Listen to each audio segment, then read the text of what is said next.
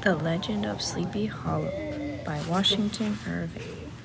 First published in New York by C.S. Van Winkle, 1819-20. Part 2. His appearance, therefore, is apt to occasion some little stir at the tea table of a farmhouse, and the addition of a supernumerary dish of cakes or sweetmeats, or peradventure the parade of a silver teapot. Our man of letters, therefore, was particularly happy in the smiles of all the country damsels. How he would figure among them in the churchyard, between services on Sundays, gathering grapes for them from the wild vines that overrun the surrounding trees, reciting for their amusement all the epitaphs on the tombstones, or sauntering with a whole bevy of them along the banks of the adjacent mill pond, while the more bashful country bumpkins hung sheepishly back, envying his superior elegance and address. From his half-itinerant life, also, he was a kind of traveling gazette, carrying the whole budget of local gossip from house to house, so that his appearance was always greeted with satisfaction. He was, moreover, esteemed by the women as a man of great erudition, for he had read several books quite through, and was a perfect master of Cotton Mather's History of New England Witchcraft, in which, by the way, he was most firmly and potently believed. He was, in fact, an odd mixture of small shrewdness and simple credulity. His appetite for the marvelous and his powers of digesting it were equally extraordinary, and both had been increased by his residence in this spellbound region. No tale was too gross or monstrous for his capricious swallow, as it was often his delight, after his school was dismissed in the afternoon, to stretch himself on the rich bed of clover bordering the little brook that whimpered by his schoolhouse, and there con over old Mather's dire tales, until the gathering dusk of the evening made the printed page a mere mist before his eyes. Then, as he wended his way by swamp and stream and awful woodland to the farmhouse where he happened to be quartered, every sound of nature at that witching hour fluttered his excited imagination. The moan of whippoorwill from the hillside, the boding cry of the tree-toad, the harbinger of storm, the dreary hooting of a screech owl, or the sudden rustling in the thicket of birds frightened from their roost. The fireflies, too, which sparkled most vividly in the darkest places, now and then startled him, as one of uncommon brightness would stream across his path, and if by chance a huge blockhead of a beetle came winging his blundering flight against him, the poor varlet was ready to give up the ghost, with the idea that he'd been struck by a witch's token. His only resource on such occasions, either to drown thought or to drive evil spirits, was to sing psalm tunes, and the good people of Sleepy Hollow, as they sat by their doors of an evening, were often filled with awe at the hearing his nasal melody in linked sweetness, long drawn out, floating from the distant hill or along the dusky road. Another of his sources of fearful pleasure was to pass long winter evenings with the old Dutch wives as they sat spinning by the fire,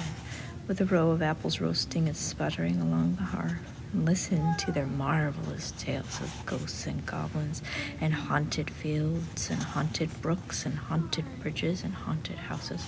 and particularly of the headless horseman, or galloping Hessian of the hollow,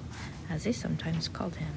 He would delight them equally by his anecdotes of witchcraft and of the dire omens and portentous sights and sounds of the air which prevailed in the earlier times of Connecticut, and would frighten them woefully with speculations upon comets and shooting stars, and with the alarming fact that the world did absolutely turn round, and that they were half of the time topsy-turvy. But if there was a pleasure in all this, while snugly cuddling in the chimney corner of a chamber that was all a ruddy glow from the crackling wood fire, and where, of course, no spectre dared to show its face, it was dearly purchased by the terrors of a subsequent walk homewards. What fearful shapes and shadows beset his path amidst the dim and ghastly glare of a snowy night! With what wistful look did he eye every trembling ray of light streaming across the waste fields from some distant window! How often was he appalled by some curdling awe at the sound of his own steps on the frosty crust beneath his feet,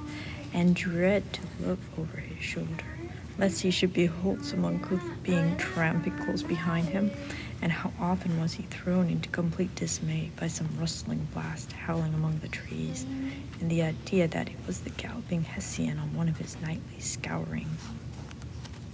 All these, however, were mere terrors of the night, phantoms of the mind that walk in the darkness, and though he had seen many spectres in his time, and been more than once beset by Satan in diverse shapes, in his lonely perambulations, yet daylight put an end to all these evils, and he would have passed the pleasant life of it, despite the devil and all his works, if his path had not been crossed by a being that causes more perplexity to mortal man than ghosts, goblins, and the whole race of witches put together, and that was a woman.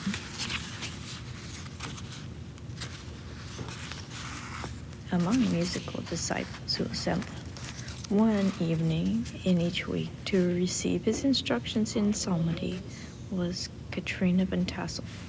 the daughter and only child of a substantial Dutch farmer. She was a blooming lass of fresh 18, plump as a partridge, ripe and melting and rosy-cheeked as one of her father's peaches, and universally famed not merely for her beauty, but her vast expectations. She was withal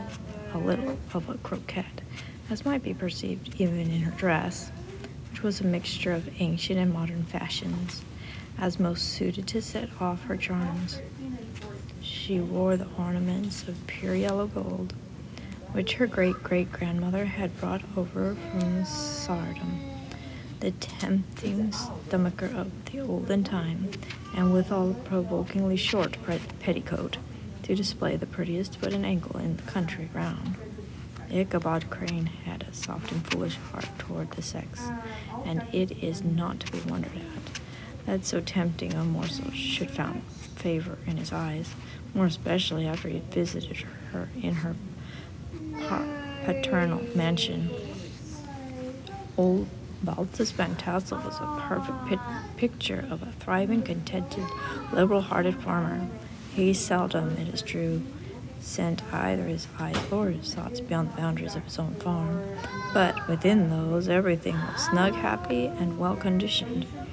He was satisfied with his wealth, but not proud of it, and piqued himself upon the hearty abundance rather than the style in which he lived. His stronghold was situated on the banks of the Hudson, in one of those green, sheltered, fertile nooks in which the Dutch farmers are so fond of nestling. A great elm tree spread its broad branches over it, at the foot of which bubbled up a spring of the softest and sweetest water, in a little well formed of a barrel,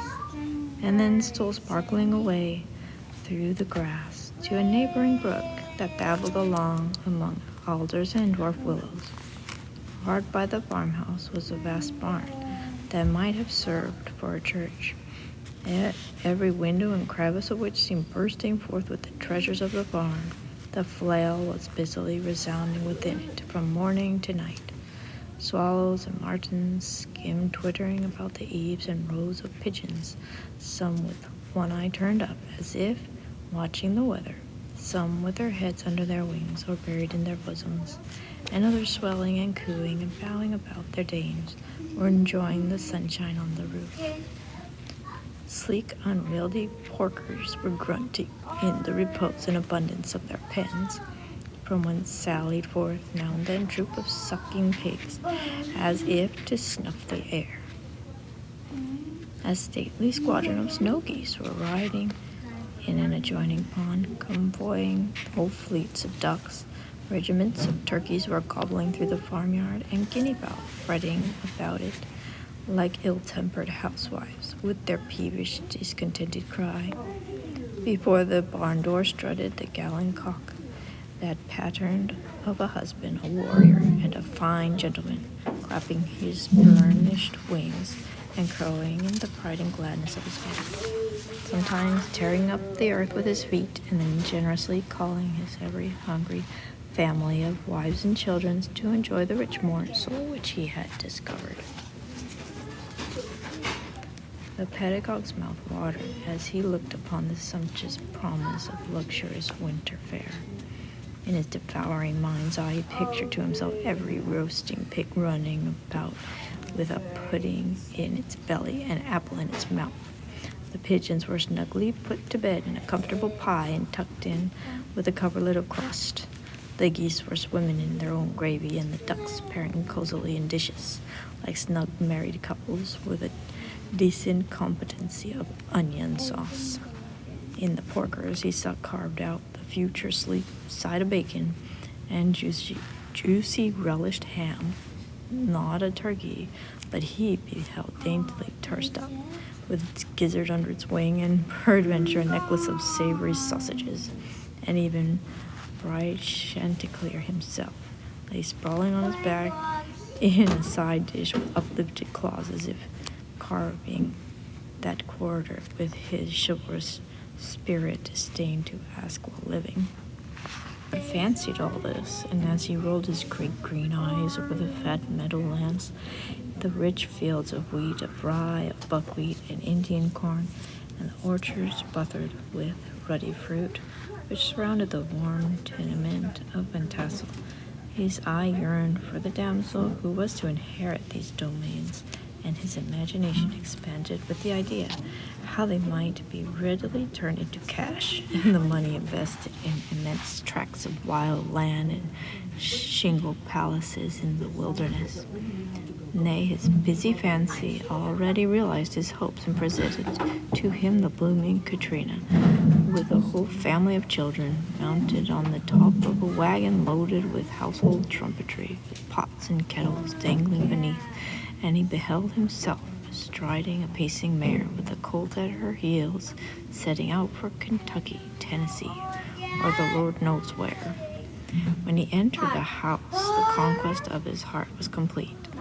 It was one of those spacious farmhouses with high ridged but low sloping roofs, in the style handed down from the first Dutch settlers, the low projecting eaves forming a piazza along the front, capable of being closed up in bad weather. This were hung flails, harnesses, various utensils of husbandry, and nets for fishing in the neighboring river. Benches were built along the sides for summer use, and a great spinning wheel at one end and a churn at the other showed the various uses to which this important porch might be devoted. From this piazza the wondering Ichabod entered the hall, which formed the center of the mansion and the place of usual residence. Here rows of resplendent pewter ranged on a long dresser dazzled his eyes. In one corner stood a huge bag of wool ready to be spun, in another a quantity of linsey wool just from the loom. Ears of Indian corn and strings of dried apples and peaches hung in gay festoons along the walls, mingled with the god of red peppers. And a door left ajar gave him a peep into the best parlor, where the clod-footed chairs and dark mahogany tables shone like mirrors. Andirons, with their accompanying shovel and tongs, glistened from their covert asparagus tops. Mock oranges and conch shells decorated the mantelpiece. Strings of various colored birds' eggs were suspended above it, and a great ostrich egg hung from the center of the room, and a corner cupboard, knowingly left open, displayed immense treasures of silver and well-mended china. From the moment Ichabod laid his eyes upon these regions of delight, the peace of his mind was at an end, and his only study was how to gain the affections of the peerless daughter of Van Tassel. In this enterprise, however, he had more real difficulties than generally fell to the lot of a knight-errant of yore, who seldom had anything but giants, enchanters, fire dragons, and such like easily conquered adversaries to contend with, and had to make his way merely through the gates of iron and brass and walls of adamant to the castle keep, where the lady of his heart was confined, all which he achieved as easily as a man would carve his way to the center of a Christmas pie, and then the lady gave him her hand as a matter of course. Ichabod, on the contrary, had to win his way to the heart of a country croquet, beset with a labyrinth of whims and caprices, which were forever presenting new difficulties and impediments, and he had to encounter a host of fearful adversaries of real flesh and blood, the numerous rustic admirers who beset every portal of her heart, keeping a watchful and angry eye upon each other, but ready to fly out in the common cause against any new competitor. Among these, the most formidable was a burly, roaring, roistering blade of the name of Abraham, or, according to the Dutch abbreviation, Brom van Brunt, the hero of the country round, which rung with his feats of strength and hardihood. He was broad-shouldered and double-jointed, with short, curly black hair, and a bluff, but not unpleasant countenance, having a mingled air of fun and arrogance. From his Herculean frame and great powers of limb, he had received the nickname of Brom Bones, by which he was universally known. He was famed for great knowledge and skill in horsemanship, being as dexterous on horseback as a Tartar. He was foremost at all races and cockfights, and with the ascendancy which bodily strength always acquires in rustic life, was the umpire in all disputes, setting his hat on one side and giving his decisions with an air and tone that admitted of no gainsay or appeal. He was always ready for either a fight or a frolic, had more mischief than ill will in his composition, and with all his overbearing roughness, there was a strong dash of waggish good humor at bottom. He had 3 or 4 boon companions of his own stamp, who regarded him as their model, and at the head of whom he scoured the country, attending every scene of feud or merriment for miles around. In cold weather, he was distinguished by a fur cap, surmounted with a flaunting fox's tail, and when the folks at the country gathered, described this well-known crest at a distance, whisking about among a squad of hard riders. They always stood by for a squall. Sometimes his crew would be heard dashing along past the farmhouses at midnight with whoop and halloo like a troop of dawn Cossacks, and the old dames, startled out of their sleep, would listen for a moment till the hurry-scurry had clattered by, and then exclaim, "Ah, there goes Brom Bones and his gang." The neighbors looked upon him with a mixture of awe, admiration, and goodwill, and when any madcap prank or rustic brawl occurred in the vicinity, always shook their heads and warranted Brom Bones was at the bottom of it. It's a wild red clover.